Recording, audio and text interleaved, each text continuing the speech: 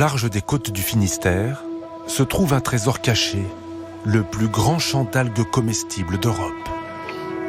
Pour le découvrir, il faut connaître son chemin entre les îles et arriver au bon endroit, au bon moment, quand la marée descend.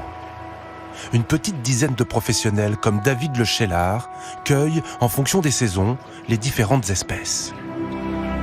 Comme ces longs filaments vert clair. On voit ici là, ce qu'on appelle le haricot de mer. Donc là maintenant, à cette époque-là, il est plus bon, là, il est trop grainé. Donc celle qu'on va faire aujourd'hui, c'est celle-là. Là. Une algue rouge, une algue brune, la dulce. Il a 3 heures entre deux marées pour cueillir une par une, à la main, cette dulce rouge. L'algue, elle est fixée sous le caillou, tu vois. On entend le petit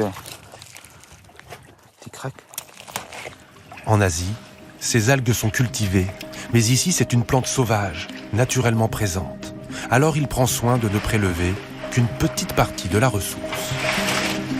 Je prends les plus grosses et je laisse les plus petites pour que ça pousse après. Ce qui est important, c'est quand on cueille, c'est pas de tout ramasser. Il faut toujours laisser un petit peu pour la reproduction. Parce que si vraiment tu rases tout, il n'y aura plus rien. Quoi.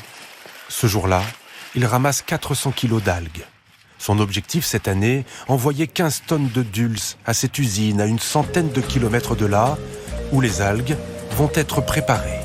Et ça commence par un grand bain à bulles. On va enlever le coquillage, le sable, faire un gros tri au niveau des algues. Donc là, vous voyez, elle n'est pas très belle, on enlève un petit peu les morceaux. Trier, nettoyer, puis mélanger à du gros sel, la dulce fraîche se conservera 10 mois. Ici, on travaille plusieurs algues bretonnes. Haricots de mer, combus royal, laitue de mer et bien sûr la dulce, qu'on mélange par exemple avec des légumes et des épices pour en faire une pâte à tartiner. En fait, on est tout simplement sur notre best-seller, c'est notre tartinable échalote citron. Aujourd'hui, quand on va dans sa cuisine, quand on va au supermarché, on se dit pas tiens, je vais cuisiner de l'algue. Donc il faut amener le consommateur à utiliser l'algue et ça passe par ce type de produit, ça passe par l'apéritif. Et ça marche. L'entreprise enregistre une croissance à 2 chiffres depuis plusieurs années. Elle emploie aujourd'hui 35 salariés pour transformer chaque année 60 tonnes d'algues. Ces petits pots vendus autour de 5 € en grande surface rejoindront les tables du monde entier. Le premier marché reste la France, qui consomme 70% de cette production. On peut faire soit avec des toasts, le tartare, mais on peut aussi l'utiliser en papillote avec un poisson. C'est bon ? Oui, c'est très bon. Et selon les parfums et selon les poissons, ça se marie très bien. Les chefs, eux, vont un peu plus loin et n'hésitent pas à utiliser ces algues fraîches dans des desserts. Nous, on vient mettre de la dulce. Voilà, on en met généreusement. Dans sa recette, il utilise la dulce sous forme de pickles, d'infusion, en tartare et en condiments sucrés.